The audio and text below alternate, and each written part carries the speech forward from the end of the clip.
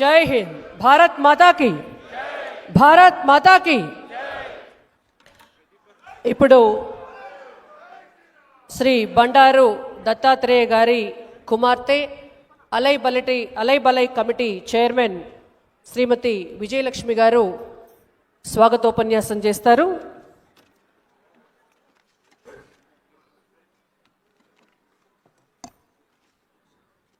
అందరికీ నమస్కారం.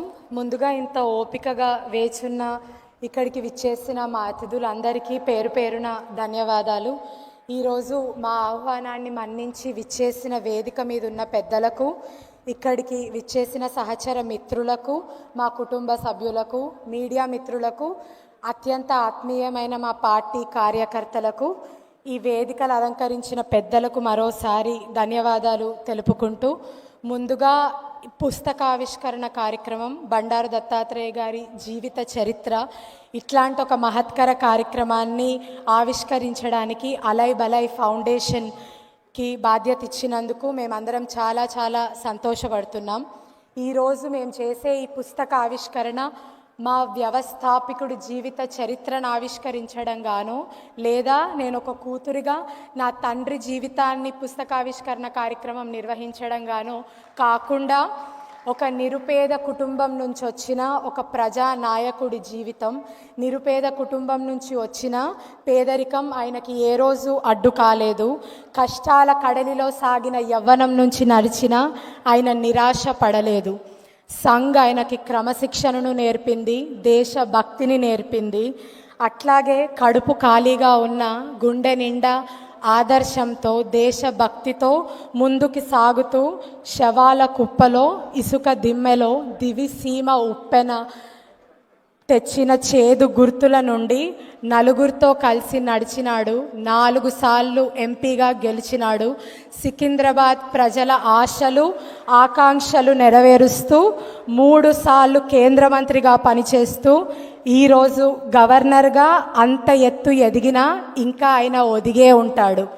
అట్లాంటి ఒక ప్రజానాయకుడు జీవితాన్ని అందరి ముందుకు తీసుకురావాలి అన్న ఉద్దేశంతో అలై కమిటీ ఈరోజు ఈ కార్యక్రమాన్ని నిర్వహించడం మాకు చాలా గర్వకారణం. అట్లాగే మీ అందరికీ తెలుసు, ఈరోజు ప్రజా జీవితంలో ఉన్న బండారు దత్తాత్రేయ గారి పుస్తకావిష్కరణ మాత్రమే మీ ముందుకు వచ్చింది. కానీ ఆయన జీవితం ఒక తెరిచిన పుస్తకం లాంటిది. ఆయన జీవితం ఏనాడో ఆయన ప్రజలకు అంకితం చేసినారు. కాబట్టి ఒక 3 సందర్భాలు వారి కూతురుగా ఈ వేదిక నుంచి మీ అందరితో నేను పంచుకోవాలనుకుంటున్నా. ఇక్కడ మీ అందరికీ తెలుసు, చాలామంది కార్యకర్తలకి మీ దత్తన్న స్వయాన ఫోన్ చేసి శుభాకాంక్షలు తెలుపుండొచ్చు. కానీ వారి కూతురుగా ఉన్న నాకు కానీ, వాళ్ళ కొడుకుగా ఉన్న వైష్ణవ్కి కానీ, ఆయన సొంత వివాహ వార్షికోత్సవం కూడా ఈరోజు మీరు అడిగినా ఆయనకి తెలియదు. పక్కన ఎవరైనా చెప్తే మాకు ఫోన్ చేసి విషెస్ చెప్తారు. అట్లాంటి చాలా సందర్భాలు మాకున్నాయి. అట్లాగే తరాలు మారినా ఆయన పాత జ్ఞాపకాలతో కొత్త కార్యకర్తల్ని సైతం అమిడిపోయి అందరినీ కలుపుకుపోయే మీ దత్తన్న రైల్వే మినిస్టర్గా ఉన్నప్పుడు ఒక సందర్భం, ఒక టీవీ యాంకర్ వారిని అడగడం జరిగింది, మీ కూతురు పేరేంది సార్, ఆమె ఏం చదువుతుంది అంటే, నా బిడ్డ పేరు విజయలక్ష్మి అని. అదృష్టానికి నా పేరు కరెక్ట్గానే చెప్పిండు. కానీ ఆ రోజు నేను 7వ తరగతి చదువుతుంటే నా బిడ్డ 4వ తరగతి చదువుతుందని చెప్పిండు. అది నేను ఇంకా మర్చిపోని సందర్భం. ఈరోజు చాలా ఆప్యాయంగా పిలుచుకునే మీ అందరికీ, అందరి ఇంటి పెళ్ళిళ్ళకి ఆయన ఆత్మీయుడు కావచ్చు. ఇక్కడ మా కుటుంబ సభ్యుల పెళ్ళిళ్ళకి మాత్రం ఈ రోజుకి ఆయన ఒక ఆత్మీయ అతిథుడు మాత్రమే. ఈ రోజు కూడా ఆయన మాకు ఇచ్చే టైం ఒక అతిథిలాగే ఇస్తారు. దానికి పేరు సరిగ్గా సముచితంగా జరుపుకుంటూ ప్రజల కథే నా ఆత్మకథ అని ఆ పేరు పెట్టినాము. కాబట్టి ఈరోజు దత్తన్న ఆత్మీయులైనా ఆయన కుటుంబంగా మేమందరమైనా ఆ టైటిల్, ఆ బుక్కి ఇచ్చిన ఆ పేరు సరిగ్గా సరిపోతుందని మేము నమ్ముతా ఉన్నాం. ఈరోజు 360 పేజీల పుస్తకంలో కుటుంబంకి అంటే కష్టంగా 7 పేజీలు ఇచ్చిండు నాన్న. కాబట్టి అట్లా ఆయన జీవితం అంతా ప్రజలకి అంకితం చేసిన మనిషి. అట్లాగే మీ అందరికీ తెలుసు, 20 ఏండ్ల నుంచి జరుపుతున్న కార్యక్రమం అలై.